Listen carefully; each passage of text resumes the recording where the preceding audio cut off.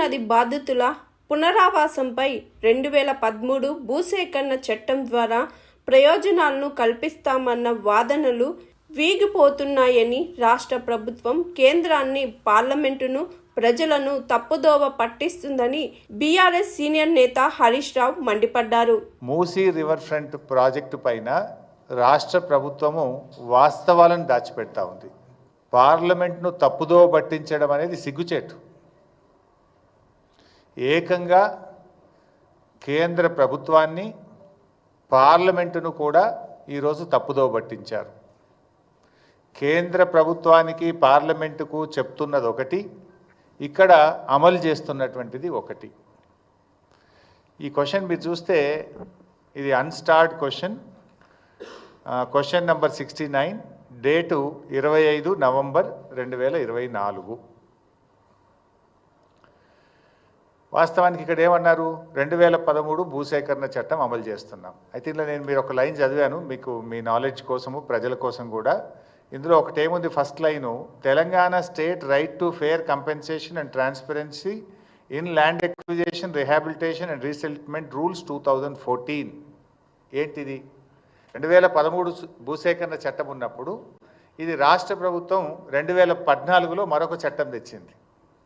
2013 భూసేకరణ చట్టం ఏం చెప్తుందంటే, దేశం మొత్తం కూడా తప్పకుండా ఏ ప్రాజెక్టులోనైనా నిర్వాసితులకు ఈ రకంగా ఆదుకోవాలని చెప్పి అప్పటి యూపీఏ ప్రభుత్వం 2013లో చట్టం తెచ్చింది. చట్టంలో చాలా స్పష్టంగా చెప్పారు, ఇల్లు కోల్పోతే ఇల్లు ఎలా ఇవ్వాలి, వాళ్ళ ఉపాధి ఎలా చూడాలి, ఆ కుటుంబాలను ఎలా ఆదుకోవాలి, అన్ని విషయాలు కూడా చాలా స్పష్టంగా చట్టంలో చెప్పారు.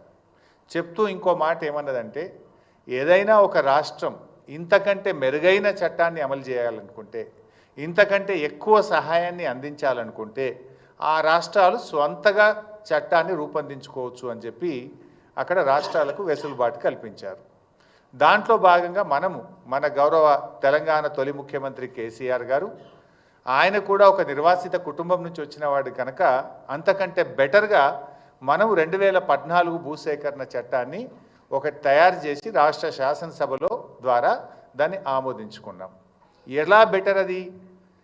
2013 భూసేకరణ చట్టంలో ఏమంటారంటే, 121 గజాల స్థలములో ఐఏవై ఇల్లు కట్టి ఇవ్వాలి అని ఉంది. 125 గజాల స్థలము ఐఏవై ఇల్లు. కానీ కేసీఆర్ గారు దాన్ని మన భూసేకరణ చట్టంలో 250 గజాల స్థలము డబుల్ బెడ్రూమ్ ఇల్లుగా మార్చారు. అంటే ఇంటి స్థలం డబుల్ అయింది. ఐఏవై ఇల్లు అంటే ఆ రోజు 1,20,000 రూపాయలు మాత్రమే. మన డబుల్ బెడ్రూమ్ ఇల్లు అంటే 5,04,000 రూపాయలు మినిమం, కొన్ని చోట్ల 5,76 లక్షలు కూడా అయింది. అంటే 1,30,000కు బదులు ఐఏవై ఇల్లు 5,04,000 ఇచ్చాం. 125 గజాలకు బదులు 250 గజాల స్థలం ఇచ్చాం. అదేవిధంగా వేజ్ లాస్ కూడా దానికి కొన్ని స్టిపులేటెడ్ రూల్స్ ఉంటే దానికంటే మెరుగ్గా మనం తెలంగాణ భూసేకరణ చట్టాన్ని ఈ రాష్ట్రంలో తెచ్చాం. అందుకే పార్లమెంట్లో కూడా ఏం చెప్పారు, ఈవెన్ టుడే మన రాష్ట్రంలో మనము 2013 చట్టానికి లోబడుతూనే అంతకంటే మెరుగైన చట్టం 2014 భూసేకరణ చట్టం ఈరోజు కూడా ఈ రాష్ట్రంలో అమల్లో ఉంది. అది శాసనసభ ద్వారా ఆమోదించి మనం చేశాం. అదే విషయాన్ని వీళ్ళు పార్లమెంట్కి చెప్పింది మంచిగున్నది కానీ అమలు చేసేది బాగలేదు. ఢిల్లీకి పార్లమెంటుకు చెప్పేది ఒకటి, క్షేత్రంలో జరుగుతున్నది మరొకటి.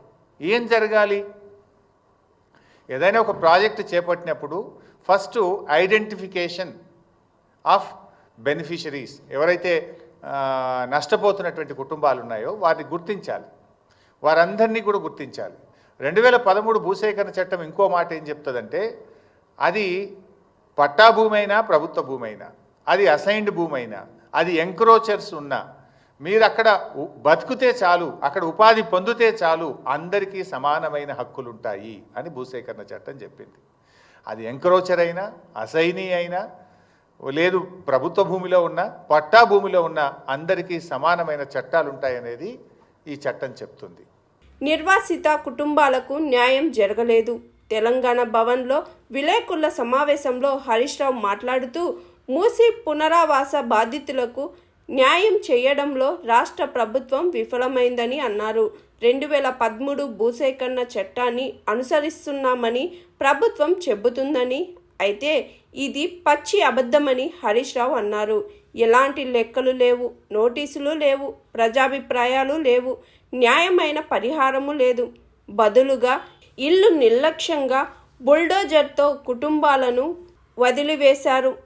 ఇది పాలన కాదు, మోసం అంటూ మండిపడ్డారు హరీష్ రావు.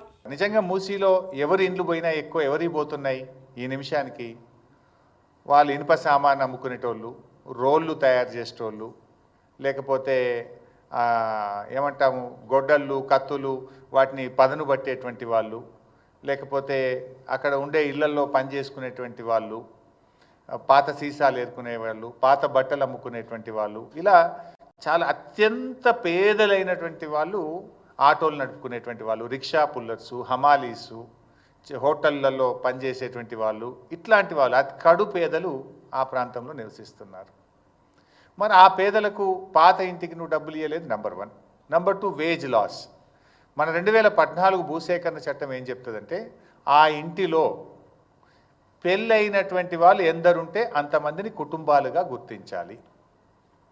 పెళ్ళి అయినటువంటి వాళ్ళు ఆ ఇంట్లో ఎందరుంటే అందరినీ కుటుంబాలుగా గుర్తించాలి.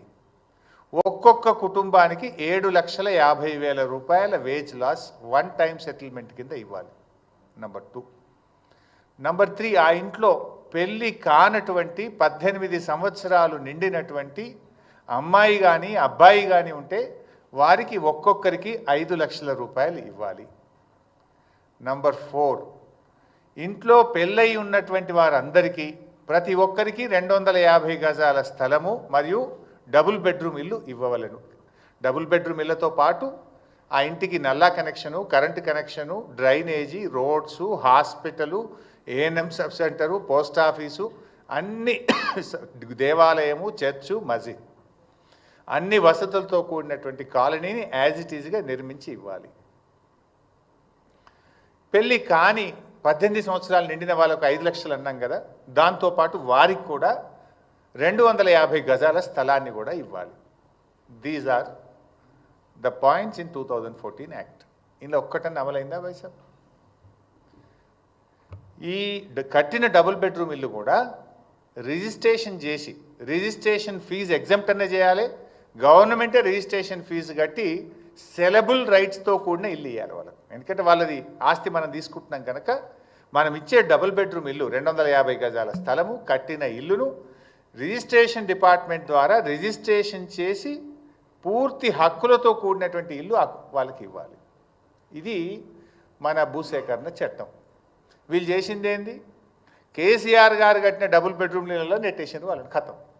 అది కూడా అసైన్మెంట్, కొత్తదే కాగితం ఇచ్చారు. అది సెలబుల్ రైట్ కాదు, హక్కు లేదు, దాని భూమి లేదు, అదేంటి అపార్ట్మెంట్. అది పేదల కోసం కట్టిన అపార్ట్మెంట్ లాగా కట్టింది.